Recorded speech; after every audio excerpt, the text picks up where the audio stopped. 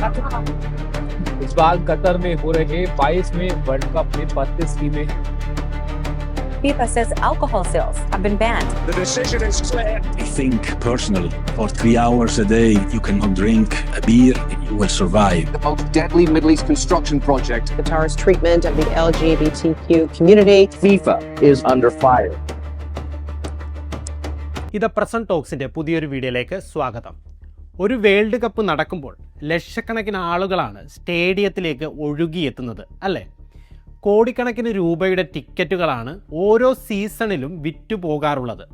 സ്വാഭാവികമായും നമ്മൾ വിചാരിക്കും ഫിഫയുടെ ഏറ്റവും വലിയ വരുമാനം ഈ ടിക്കറ്റ് വിൽപ്പനയാണെന്ന്. പക്ഷേ അവിടെയാണ് നമുക്ക് തെറ്റുന്നത്. ടിക്കറ്റ് വിൽപ്പന ഫിഫയുടെ മൂന്നാമത്തെ വലിയ വരുമാന മാർഗം മാത്രമാണ്. അങ്ങനെയെങ്കിൽ ഫിഫയെ ലോകത്തിലെ ഏറ്റവും സമ്പത്തുള്ള സ്പോർട്സ് ഓർഗനൈസേഷനാക്കി മാറ്റുന്ന ആ യഥാർത്ഥ പണം എവിടെ നിന്നാണ് വരുന്നത്?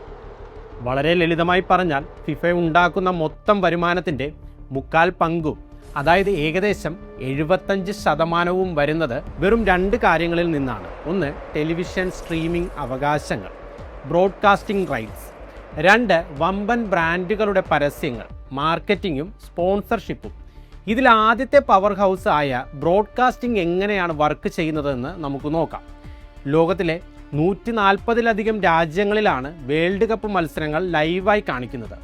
നമ്മുടെ നാട്ടിലെ ഏഷ്യാനെറ്റോ ദൂരദർശനോ ഒക്കെ പോലെ ഓരോ രാജ്യത്തുമുള്ള പ്രമുഖ ചാനലുകളും OTT പ്ലാറ്റ്ഫോമുകളും ഈ മത്സരങ്ങൾ കാണിക്കാനുള്ള അവകാശത്തിന് വേണ്ടി ഫിഫയ്ക്ക് നൽകുന്നത് ചിന്തിക്കാൻ പോലും ആകാത്തത്ര തുകയാണ്. പഴയ കണക്കുകളൊക്കെ വിട്ടേക്കും. കഴിഞ്ഞ ഖത്തർ വേൾഡ് കപ്പ് കഴിഞ്ഞപ്പോഴേക്കും ബ്രോഡ്കാസ്റ്റിംഗ് അവകാശത്തിലൂടെ മാത്രം ഫിഫ സ്വന്തമാക്കിയത് $3.4 ബില്യൺ അതായത് നമ്മുടെ ഇന്ത്യൻ രൂപയിൽ ഏകദേശം 28,000 കോടിയിലധികം രൂപ. ഫിഫയുടെ ചരിത്രത്തിലെ ഏറ്റവും വലിയ വരുമാനമായിരുന്നു അത്. നമ്മുടെ ഇന്ത്യയിലെ കാര്യം തന്നെ എടുത്തു നോക്കൂ. കഴിഞ്ഞ തവണ ഇതിൻ്റെ സംപ്രേഷണാവകാശം സ്വന്തമാക്കാൻ വേണ്ടി വമ്പൻ കമ്പനികളെ പോലും ഞെട്ടിച്ചുകൊണ്ട് വയാക്കോം 18 ഫിഫയ്ക്ക് നൽകിയത് ഏകദേശം 450 കോടി രൂപയാണ്. അത്രയും വലിയൊരു തുക കൊടുത്ത് റൈറ്റ്സ് വാങ്ങിയത് കൊണ്ടാണ് നമുക്ക് ജിയോ സിനിമയിലൂടെയും സ്പോർട്സ് 18 ചാനലിലൂടെയും ലോകത്തിലെ ഏറ്റവും വലിയ ഈ കായിക മേള ₹1 പോലും കൊടുക്കാതെ തികച്ചും ഫ്രീ ആയും ഹൈ ക്വാളിറ്റിയിലും കാണാൻ കഴിഞ്ഞത്. ഇനി ഇതിനേക്കാൾ വലിയ കളി നടക്കുന്നത് രണ്ടാമത്തെ വരുമാന മാർഗത്തിലാണ്, marketing and sponsorship. World cup നടക്കുമ്പോൾ ഭൂമിയിലെ പകുതിയിലധികം ജനങ്ങളും TV-ക്ക് മുന്നിലായിരിക്കും. ഈ ഒരു വലിയ അവസരം മുതലാക്കാൻ ലോകത്തിലെ ഏറ്റവും വലിയ കോടീശ്വരന്മാരായ ബ്രാൻഡുകൾ ഫിഫയുടെ പുറകെ വരും. Adidas, Coca Cola, Visa, Qatar Airways, Hyundai തുടങ്ങിയ ആഗോള ഭീമന്മാരാണ് ഫിഫയുടെ ടോപ്പ് ലെവൽ പാർട്ട്ണർമാർ. ഇവരെ കൂടാതെ ഒഫീഷ്യൽ സ്പോൺസർമാരും റീജിയണൽ സപ്പോർട്ടർമാരും വേറെയുണ്ട്. ഈ റീജിയണൽ സപ്പോർട്ടർമാരെന്ന് പറഞ്ഞാൽ എന്താണെന്നോ? ലോകം മുഴുവൻ പരസ്യം ചെയ്യേണ്ട, എന്നാൽ തങ്ങളുടെ വടക്കേ അമേരിക്കയോ ഏഷ്യയോ പോലുള്ള നിർദ്ദിഷ്ട മേഖലകളിൽ മാത്രം ബ്രാൻഡ് പ്രൊമോട്ട് ചെയ്യാൻ ആഗ്രഹിക്കുന്ന കമ്പനികളാണിവർ. ഉദാഹരണത്തിന് കഴിഞ്ഞ തവണ യൂട്യൂബ് ഷോർട്സൊക്കെ ഇത്തരമൊരു പ്രാദേശിക സ്പോൺസറായിരുന്നു. കളി ഏത് രാജ്യത്താണോ നടക്കുന്നത് അവിടെയുള്ള കാണികളെ മാത്രം ലക്ഷ്യം വെച്ച് പരസ്യം കൊടുക്കുന്ന തന്ത്രം. ഇങ്ങനെ പല തട്ടുകളിലായി വമ്പൻ ബ്രാൻഡുകളെ കയ്യിലെടുത്ത് കഴിഞ്ഞ ഒരൊറ്റ വേൾഡ് കപ്പ് സൈക്കിളിൽ മാത്രം പരസ്യങ്ങളിലൂടെ ഫിഫ ഉണ്ടാക്കിയത് എത്രയാണെന്നറിയാമോ? ഏകദേശം $1.8 ബില്യൺ. അതായത് നമ്മുടെ ഇന്ത്യൻ കാശിലേക്ക് മാറ്റിയാൽ കുറഞ്ഞത് 15,000 കോടിയിലധികം രൂപ. ഇപ്പോൾ ആലോചിച്ച് നോക്കിയേ, ഈ ബ്രോഡ്കാസ്റ്റിംഗ് വരുമാനവും സ്പോൺസർഷിപ്പ് പണവും കൂടി ഒന്നിച്ച് ചേരുമ്പോൾ തന്നെ ഫിഫയുടെ ഖജനാവ് നിറയും. ബാക്കി വരുന്ന തുക മാത്രമാണ് ടിക്കറ്റ് വിൽപ്പനയിൽ നിന്നും മറ്റും അവർക്ക് കിട്ടുന്നത്. അപ്പോൾ നമ്മൾ പറഞ്ഞു നിർത്തിയത് ടിക്കറ്റ് വിൽപ്പനയെക്കുറിച്ചാണല്ലോ. മുൻപത്തെ കണക്കുകൾ നോക്കിയാൽ ടിക്കറ്റ് വിൽപ്പനയിലൂടെ മാത്രം ഫിഫ ഉണ്ടാക്കിയത് $560 മില്യൺ അതായത് ഏകദേശം 4,600 കോടി രൂപ. എന്നാൽ 2026 എത്തുമ്പോൾ ഈ കണക്കുകളൊക്കെ വെറും കുട്ടിക്കളിയാകും. കാരണം ഫുട്ബോളിൻ്റെ ജനപ്രീതി അത്രത്തോളം വർദ്ധിച്ചു കഴിഞ്ഞു. ഇവിടെ നമ്മൾ ഇതുവരെ പറഞ്ഞ ബ്രോഡ്കാസ്റ്റിംഗ് റൈറ്റ്സും വമ്പൻ ബ്രാൻഡുകളുടെ സ്പോൺസർഷിപ്പും ഈ ടിക്കറ്റ് വിൽപ്പനയും മാത്രം കൂട്ടി നോക്കിയാൽ തന്നെ ഫിഫയുടെ പെട്ടിയിലേക്ക് ഏകദേശം 47,000 കോടിയിലധികം രൂപയാണ് വന്നു വീണത്. പക്ഷേ കളി ഇവിടെയും തീരുന്നില്ല. ഇതുകൂടാതെ നമ്മൾ ഇനി പറയാൻ പോകുന്ന ഗെയിമിംഗ് ലൈസൻസും VIP പാക്കേജുകളുമൊക്കെ കൂടെ കൂട്ടുമ്പോൾ കഴിഞ്ഞ ഒരൊറ്റ വേൾഡ് കപ്പ് സൈക്കിളിൽ മാത്രം ഫിഫ ഉണ്ടാക്കിയ ആകെ വരുമാനം എത്രയാണെന്നറിയാമോ? $7.5 ബില്യൺ. അതായത് നമ്മുടെ ഇന്ത്യൻ കാശിലേക്ക് മാറ്റിയാൽ ഏകദേശം 62,000 കോടിയിലധികം രൂപ. ശരിക്കൊന്ന് ചിന്തിച്ചു നോക്കിയേ, നമ്മൾ ഈ പറഞ്ഞ 3 വമ്പൻ കാര്യങ്ങൾ കൊണ്ട് മാത്രം 47,000 കോടി ഉണ്ടാക്കുന്ന ഫിഫ ബാക്കി പണം എവിടെ നിന്നാണ് ഒപ്പിക്കുന്നത്? വരും മിനിറ്റുകളിൽ ആ രഹസ്യം കൂടി നമുക്ക് നോക്കാം. അതിൽ ആദ്യത്തെ സംഭവമാണ് ഹോസ്പിറ്റാലിറ്റി ആൻഡ് അക്കോമഡേഷൻ. അതായത് കളി കാണാൻ വരുന്ന VIP-കൾക്കും വമ്പന്മാർക്കും വേണ്ടിയുള്ള ലക്ഷറി പാക്കേജുകൾ, സ്റ്റേഡിയത്തിലെ പ്രൈവറ്റ് ക്യാബിനുകൾ, ഹോട്ടൽ താമസം എന്നിവയിലൂടെയൊക്കെ മുൻപ് $148 മില്യൺ, അതായത് ഏകദേശം 1,230 കോടിയിലധികം രൂപയാണ് ഫിഫ സ്വന്തമാക്കിയത്. ഇനി ഞാൻ പറയാൻ പോകുന്നത് ഏറ്റവും രസകരമായ കാര്യമാണ്. നിങ്ങൾ ഫോണിലോ കമ്പ്യൂട്ടറിലോ ഫിഫ വീഡിയോ ഗെയിം കളിക്കാറുണ്ടോ? എങ്കിൽ കേട്ടോളൂ. ഫിഫയുടെ പേരും ലോഗോയും ഒഫീഷ്യൽ ബ്രാൻഡിങ്ങും ഒക്കെ ഗെയിമുകളിലും മറ്റ് പ്രോഡക്റ്റുകളിലും ഉപയോഗിക്കാൻ കമ്പനികൾ ഫിഫയ്ക്ക് കൊടുക്കേണ്ട ലൈസൻസിങ് ഫീസ് എത്രയാണെന്നറിയാമോ? മുൻപത്തെ ഒരൊറ്റ സൈക്കിളിൽ മാത്രം ഇതിലൂടെ ഫിഫയ്ക്ക് കിട്ടിയത് $600 മില്യൺ, ഏകദേശം 5,000 കോടി രൂപ. വെറും പേരും ലോഗോയും ഉപയോഗിക്കാൻ വേണ്ടി മാത്രം 5,000 കോടി രൂപ. പക്ഷേ ഇവിടെ ഫുട്ബോൾ ലോകത്തെ ഞെട്ടിച്ച ഒരു വലിയ ട്വിസ്റ്റ് നടന്നു. പ്രശസ്ത ഗെയിമിംഗ് കമ്പനിയായ EA സ്പോർട്സും ഫിഫയും തമ്മിലുള്ള വമ്പൻ കരാർ അവസാനിച്ചു. ഇപ്പോൾ EA തങ്ങളുടെ ഗെയിമിംഗ് പേര് EA സ്പോർട്സ് FC എന്ന് മാറ്റി.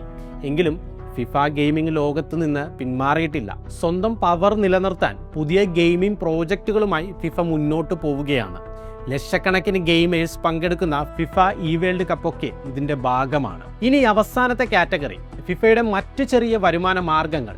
കളി നടക്കുമ്പോൾ കളിക്കാർക്കും ടീമുകൾക്കും കിട്ടുന്ന അച്ചടക്ക പിഴകൾ, ഫിഫ മ്യൂസിയത്തിൽ നിന്നുള്ള വരുമാനം, പ്രോപ്പർട്ടി റെൻ്റൽസ്, ഫിലിം റൈറ്റ്സ് എന്നിവയെല്ലാം ഇതിൽ വരും. ഇതൊക്കെ ചെറിയ വരുമാനമായിട്ടാണ് ഫിഫ കൂട്ടുന്നത്. പക്ഷേ ഈ ചെറിയ വരുമാനങ്ങളെല്ലാം കൂട്ടിവെച്ചാൽ മാത്രം $300 മില്യൺ വരും. അതായത് 2,500 കോടിയിലധികം രൂപ. ചിന്തിക്കാൻ പറ്റുന്നുണ്ടോ? നമ്മൾ കോടികളെന്ന് പറയുന്ന തുക ഫിഫയ്ക്ക് വെറും ചെറിയ വരുമാനം മാത്രമാണ്. ഈ കാറ്റഗറിയിൽ ഫിഫയ്ക്ക് ഏറ്റവും കൂടുതൽ പണം നേടിക്കൊടുക്കുന്നത് ഫിഫ ക്ലബ്ബ് വേൾഡ് കപ്പാണ്. അതായത് യൂറോപ്പിലെയും അമേരിക്കയിലെയും ഒക്കെ ചാമ്പ്യൻ ക്ലബ്ബുകൾ മാറ്റുരയ്ക്കുന്ന ടൂർണമെൻറ്റ്. മുൻപ് ചെൽസിയൊക്കെ ചാമ്പ്യന്മാരായ ആ പഴയ ടൂർണമെൻ്റ് അല്ല ഇപ്പോൾ നടക്കുന്നത്. ഫിഫ ഇതിൻ്റെ ഫോർമാറ്റ് പൂർണ്ണമായും മാറ്റിമറിച്ചു. ഇപ്പോൾ ലോകത്തിലെ ഏറ്റവും മികച്ച 32 ക്ലബ്ബുകളെ പങ്കെടുപ്പിച്ചുകൊണ്ട് ഒരു മിനി വേൾഡ് കപ്പ് പോലെയാണ് ക്ലബ്ബ് വേൾഡ് കപ്പ് ഫിഫ നടത്തുന്നത്. അതുകൊണ്ട് തന്നെ ഇതിലൂടെ ഫിഫയുടെ ഖജനാവിലേക്ക് ഒഴുകിയെത്തുന്നത് കോടാനുകോടി രൂപയാണ്. ചുരുക്കം പറഞ്ഞാൽ കളിക്കളത്തിൽ പന്തുരുളുന്നത് 90 മിനിറ്റ് ആണെങ്കിൽ ഫിഫയുടെ ബാങ്ക് അക്കൗണ്ടിലേക്ക് പണം വരുന്നത് വർഷത്തിൽ 365 ദിവസവും സെക്കൻഡുകളും വെച്ചുമാണ്. ഇത്രയൊക്കെ പണം ഫിഫ ഉണ്ടാക്കുന്നുണ്ടെങ്കിൽ അവർക്ക് അതിനടുത്ത ചിലവുകളും കാണില്ലേ എന്ന് നിങ്ങൾ ചിന്തിക്കുന്നുണ്ടാകാം, അല്ലേ? എന്നാൽ കേട്ടോളൂ, ഇവിടെയാണ് ഫുട്ബോൾ ലോകത്തെ ഏറ്റവും വലിയ രഹസ്യം ഒളിഞ്ഞിരിക്കുന്നത്. ഫിഫ നേരിട്ട് വേൾഡ് കപ്പിന് വേണ്ടി ചിലവാക്കുന്ന പണം നമ്മൾ വിചാരിക്കുന്നതിലും വളരെ കുറവാണ്. കാരണം ലളിതമാണ്. ഒരു വേൾഡ് കപ്പ് നടത്താൻ വേണ്ടി വരുന്ന ഭീമമായ ചിലവുകൾ, അതായത് അത്യാധുനിക സ്റ്റേഡിയങ്ങൾ പണിയുക, വമ്പൻ റോഡുകൾ, മെട്രോ സംവിധാനങ്ങൾ ഒരുക്കുക, സുരക്ഷാ ക്രമീകരണങ്ങൾ ചെയ്യുക, ഇതൊന്നും ചെയ്യുന്നത് ഫിഫയല്ല. കളി നടത്തുന്ന ആതിഥേയ രാജ്യം അഥവാ ഹോസ്റ്റ് കൺട്രി സ്വന്തം ഖജനാവിൽ നിന്നോ കടമെടുത്തോ ആണ് ഈ പണമൊക്കെ ചിലവാക്കുന്നത്. അങ്ങനെയെങ്കിൽ ഫിഫയുടെ കയ്യിൽ നിന്ന് പോകുന്ന ഏറ്റവും വലിയ ചിലവ് എന്താണെന്നറിയാമോ? അത് കളിക്കാൻ വരുന്ന ടീമുകൾക്ക് കൊടുക്കുന്ന പ്രൈസ് മണി മാത്രമാണ്. പഴയ കണക്കുകളൊക്കെ മാറ്റിമറിച്ചുകൊണ്ട് ഇപ്പോൾ നടക്കാൻ പോകുന്ന 2022 വേൾഡ് കപ്പിൽ ഫിഫ പ്രഖ്യാപിച്ചിരിക്കുന്നത് ചരിത്രത്തിലെ ഏറ്റവും വലിയ തുകയാണ്. റെക്കോർഡ് തുകയായ $655 മില്യൺ, ഏകദേശം 5,895 കോടി രൂപ പ്രൈസ് പൂളായി ഫിഫ മാറ്റിവെച്ചിരിക്കുന്നത്. ഇതിൽ കപ്പടിക്കുന്ന ടീമിന് മാത്രം കിട്ടുക $50 മില്യൺ ആണ്. അതായത് വെറും ഒരു മാസം കളിച്ച് ചാമ്പ്യന്മാരാകുന്ന ടീമിന് കിട്ടുന്നത് ഏകദേശം 450 കോടി രൂപ. അപ്പോൾ ബാക്കി വരുന്ന 5,000-ലധികം കോടി രൂപ ഫിഫ എന്ത് ചെയ്യുമെന്ന് ആലോചിക്കുന്നുണ്ടാകും, അല്ലേ? അവിടെയാണ് ഫിഫയുടെ കളി. രണ്ടാമതെത്തുന്ന ടീമിന് $33 മില്യൺ, ഏകദേശം 290 കോടി രൂപ കിട്ടുമ്പോൾ 3ഉം 4ഉം സ്ഥാനക്കാർക്കും കോടികൾ ലഭിക്കും. ഇനി ഇതിലൊക്കെ വലിയ വിചിത്രമായ കാര്യം എന്താണെന്നറിയാമോ? ഈ വേൾഡ് കപ്പിൽ പങ്കെടുക്കാൻ യോഗ്യത നേടി ഗ്രൂപ്പ് സ്റ്റേജിൽ കളിച്ച ഒരൊറ്റ കളി പോലും ജയിക്കാതെ ഏറ്റവും നാണം കെട്ട് അവസാന സ്ഥാനങ്ങളിൽ പുറത്താകുന്ന ടീമുകൾക്ക് വരെ ഫിഫ കൊടുക്കും $9 മില്യൺ. അതായത് വെറും കൈയോടെ നാട്ടിലേക്ക് മടങ്ങുന്ന ടീമിൻ്റെ അക്കൗണ്ടിലേക്ക് പോലും വീഴുന്നത് ഏകദേശം 80 കോടി രൂപയാണ്. ഇത് കൂടാതെ കളി തുടങ്ങുന്നതിന് മുൻപ് യാത്രയ്ക്കും മറ്റ് ചിലവുകൾക്കുമായി ഓരോ രാജ്യത്തിനും ഫിഫ വേറെയും കോടികൾ അഡ്വാൻസായി കൊടുക്കുന്നുണ്ട്. ഇപ്പോൾ മനസ്സിലായില്ലേ, വേൾഡ് കപ്പിലേക്ക് യോഗ്യത നേടാൻ വേണ്ടി മാത്രം രാജ്യങ്ങൾ ജീവൻ മരണ പോരാട്ടം നടത്തുന്നത് എന്തുകൊണ്ടാണെന്ന്. ഇനി ഹോസ്റ്റ് കൺട്രിയുടെ ചിലവിലേക്ക് വന്നാൽ ഇതിൻ്റെ ഏറ്റവും വലിയ ഉദാഹരണമാണ് കഴിഞ്ഞ 2022 വേൾഡ് കപ്പ് നടത്തിയ ഖത്തർ. റിപ്പോർട്ടുകൾ അനുസരിച്ച് ഖത്തർ വേൾഡ് കപ്പിന് വേണ്ടി ചിലവാക്കിയത് ഏകദേശം 16 ലക്ഷം കോടിയിലധികം രൂപയാണ്. എന്നാൽ ഇത് കേട്ട് ഖത്തർ വെറുതെ പണം കളഞ്ഞു എന്ന് കരുതരുത്. അവരുടെ വിഷൻ 2030 എന്ന ദീർഘകാല വികസന പദ്ധതിയുടെ ഭാഗമായാണ് അവർ പുതിയ മെട്രോ ലൈനുകളും എയർപോർട്ടുകളും ആധുനിക ഹോട്ടലുകളും പണിതത്. കളി കഴിഞ്ഞാലും രാജ്യത്തിൻ്റെ ടൂറിസത്തിനും സമ്പദ് വ്യവസ്ഥയ്ക്കും ഇത് ഗുണം ചെയ്യും. എങ്കിലും സ്റ്റേഡിയങ്ങൾ പണിയാൻ മാത്രം അവർക്ക് $6 ബില്യൺ അതായത് ഇന്ത്യൻ രൂപയിൽ ഏകദേശം 50,000 കോടിയിലധികം രൂപ ചിലവായി എന്നത് ഒരു യാഥാർത്ഥ്യമാണ്. പക്ഷേ ഈ പണക്കൊഴുപ്പിനിടയിലും വലിയൊരു കറുത്ത വശം ഖത്തർ വേൾഡ് കപ്പിന് പിന്നിലുണ്ടായിരുന്നു. 2010 അമേരിക്കയെയും ഓസ്ട്രേലിയയെയും ഒക്കെ മറികടന്ന് ഖത്തറിന് വേൾഡ് കപ്പ് നടത്താനുള്ള അനുമതി കിട്ടിയപ്പോൾ മുതൽ വലിയ അഴിമതി ആരോപണങ്ങളാണ് ഫിഫയ്ക്ക് നേരെ ഉയർന്നത്. ഫിഫയുടെ അന്നത്തെ പ്രസിഡന്റ് സെപ്പ് ബ്ലാറ്റർ ആ തീരുമാനത്തെ ന്യായീകരിച്ചിരുന്നെങ്കിലും പിന്നീട് അദ്ദേഹം തന്നെ തുറന്ന് സമ്മതിച്ചു ഖത്തറിന് വേൾഡ് കപ്പ് കൊടുത്തത് ഒരു വലിയ തെറ്റായിരുന്നുവെന്ന്. അതിന് പ്രധാന കാരണം അവിടെ ഉയർന്നു വന്ന മനുഷ്യാവകാശ ലംഘനങ്ങളാണ്. നമ്മുടെ ഇന്ത്യ, പാകിസ്ഥാൻ, ബംഗ്ലാദേശ്, നേപ്പാൾ തുടങ്ങിയ രാജ്യങ്ങളിൽ നിന്ന് വേൾഡ് കപ്പ് സ്റ്റേഡിയങ്ങൾ പണിയാൻ പോയ ലക്ഷക്കണക്കിന് പ്രവാസി തൊഴിലാളികൾ ക്രൂരമായ സാഹചര്യങ്ങളിലാണ് ജോലി ചെയ്തത്. കൃത്യമായി ശമ്പളം കിട്ടാതെയും ജോലി മാറാനോ സ്വന്തം നാട്ടിലേക്ക് തിരിച്ചു വരാനോ പോലും അനുവാദമില്ലാതെയും അവർ ബുദ്ധിമുട്ടി. കഠിനമായ ചൂടിലും മറ്റും പണിയെടുത്ത് ആയിരക്കണക്കിന് തൊഴിലാളികളാണ് അവിടെ മരണപ്പെട്ടതെന്ന് അന്താരാഷ്ട്ര മനുഷ്യാവകാശ സംഘടനകൾ റിപ്പോർട്ട് ചെയ്തു. ഇതിനൊപ്പം തന്നെ സമലൈംഗികത, LGBTQ+ നിയമവിരുദ്ധമായ ഖത്തറിലെ കർശനമായ സാംസ്കാരിക നിയമങ്ങളും വലിയ രീതിയിലുള്ള അന്താരാഷ്ട്ര വിവാദങ്ങൾക്ക് കാരണമായി. Qatar's treatment of the LGBTQ community. FIFA is under fire. അപ്പോൾ ആലോചിച്ചു നോക്കൂ, കോടികൾ മറിയുന്ന ഈ ഫുട്ബോൾ സാമ്രാജ്യത്തിന് പിന്നിൽ പണവും ആവേശവും മാത്രമല്ല, കണ്ണീരിൻ്റെയും അഴിമതിയുടെയും വലിയൊരു കഥ കൂടിയുണ്ട്. അതെ, കണ്ണീരിൻ്റെ കഥ മാത്രമല്ല, പണത്തിൻ്റെ കാര്യത്തിൽ വമ്പൻ സ്പോൺസർമാരെ പോലും ഫിഫയും ഹോസ്റ്റ് രാജ്യങ്ങളും എങ്ങനെ വെള്ളം കുടിപ്പിക്കും എന്നതിൻ്റെ തെളിവാണ് ഖത്തറിൽ നടന്ന ആ ബിയർ വിവാദം. ടൂർണമെൻറ്റ് തുടങ്ങാൻ വെറും 48 മണിക്കൂർ ബാക്കിയുള്ളപ്പോഴാണ് സ്റ്റേഡിയ പരിസരത്ത് മദ്യവിൽപ്പന നിരോധിച്ചുകൊണ്ട് ഖത്തർ ഉത്തരവിറക്കിയത്. ഇത് കേട്ട് ശരിക്കും ഞെട്ടിയത് ഫിഫയുടെ ഒഫീഷ്യൽ സ്പോൺസറായ ബഡ്വൈസർ കമ്പനിയാണ്. കോടികളാണ് അവർ പരസ്യത്തിനായി ഫിഫയ്ക്ക് കൊടുത്തിരുന്നത്. FIFA says alcohol sales have been banned. The decision is clear. I think personally, for 3 hours a day, you cannot drink a beer, you will survive. പക്ഷേ കളി അവിടെയും തീർന്നില്ല. ആ നഷ്ടം നികത്താൻ വേണ്ടി ഈ വരുന്ന 2026 വേൾഡ് കപ്പിൻ്റെ വമ്പൻ സ്പോൺസർഷിപ്പ് ഡീലിൽ ഫിഫയിൽ നിന്ന് വലിയൊരു ഡിസ്കൗണ്ട് തന്നെയാണ് ബഡ്വൈസർ നേടിയെടുത്തത്. ഇനി ചിന്തിക്കേണ്ട മറ്റൊരു കാര്യമുണ്ട്. ഫിഫ ഒരു രാജ്യത്തിന് വേൾഡ് കപ്പ് നടത്താൻ അനുമതി കൊടുക്കണമെങ്കിൽ കഠിനമായ ചില നിബന്ധനകൾ വെക്കാറുണ്ട്. വിസ നിയമങ്ങൾ മാറ്റുക, കസ്റ്റംസ് ഇളവുകൾ നൽകുക എന്നതൊക്കെ സാധാരണമാണ്. എന്നാൽ ഇതിൽ ഏറ്റവും വിവാദപരമായ കാര്യം ടാക്സ് എക്സംഷനാണ്, അഥവാ നികുതി ഇളവുകളാണ്. ടൂർണമെൻറ്റിലൂടെ ഫിഫ ഉണ്ടാക്കുന്ന ലാഭത്തിന് ഹോസ്റ്റ് രാജ്യം ₹1 പോലും നികുതി ഈടാക്കാൻ പാടില്ല. ഈ വരുന്ന 2026 വേൾഡ് കപ്പിൻ്റെ കാര്യത്തിൽ പോലും അമേരിക്കൻ ഗവൺമെൻറ്റുമായി ഫിഫ വലിയൊരു ടാക്സ് തർക്കത്തിലായിരുന്നു. ഒടുവിൽ വമ്പൻ ചർച്ചകൾക്കൊടുവിലാണ് ഫെഡറൽ ടാക്സിൽ ഇളവ് വാങ്ങാൻ ഫിഫയ്ക്ക് കഴിഞ്ഞത്. ഇത്രയൊക്കെ തലവേദനയും കോടികളുടെ ചിലവും ഉണ്ടായിട്ടും എന്തുകൊണ്ടാണ് ലോകരാജ്യങ്ങൾ ഈ വേൾഡ് കപ്പ് നടത്താൻ വേണ്ടി ഇപ്പോഴും തല്ലുകൂടുന്നത്? അതിനുള്ള ഉത്തരം ഒറ്റ വാക്കിൽ പറയാം: സോഫ്റ്റ് പവർ. ഭൂമിയിലെ പകുതിയിലധികം ജനങ്ങൾ ഒരേ സമയം TV-ക്ക് മുന്നിലിരിക്കുമ്പോൾ തങ്ങളുടെ രാജ്യത്തിൻ്റെ വികസനവും സാംസ്കാരിക മഹിമയും ലോകത്തിന് മുന്നിൽ കാണിക്കാനുള്ള ഏറ്റവും വലിയ അവസരമാണിത്. ഇത് രാജ്യത്തിൻ്റെ അന്താരാഷ്ട്ര പ്രതിച്ഛായ വർദ്ധിപ്പിക്കുകയും ഭാവിയിൽ വമ്പൻ വിദേശ നിക്ഷേപങ്ങൾ ആകർഷിക്കാൻ സഹായിക്കുകയും ചെയ്യും. അതുപോലെ തന്നെ വേൾഡ് കപ്പിൻ്റെ ഭാഗമായി നിർമ്മിക്കുന്ന പുതിയ റോഡുകളും എയർപോർട്ടുകളും മെട്രോ സംവിധാനങ്ങളും പിന്നീട് അവിടുത്തെ ജനങ്ങൾക്ക് ഉപയോഗിക്കാം എന്നൊരു നേട്ടവുമുണ്ട്. അതുമാത്രമല്ല, ഇതിന് നിഷേധിക്കാൻ പറ്റാത്ത ചില സാമ്പത്തിക നേട്ടങ്ങൾ കൂടിയുണ്ട് കേട്ടോ. ഒരു വേൾഡ് കപ്പ് നടക്കുമ്പോൾ ലക്ഷക്കണക്കിന് വിദേശ ടൂറിസ്റ്റുകളാണ് രാജ്യത്തേക്ക് വരുന്നത്. ഹോട്ടലുകൾ ഫുള്ളാകുന്നു, എയർലൈൻ ബിസിനസ് കുതിച്ചുയരുന്നു, രാജ്യത്തേക്ക് വിദേശ നാണയം ഒഴുകിയെത്തുന്നു.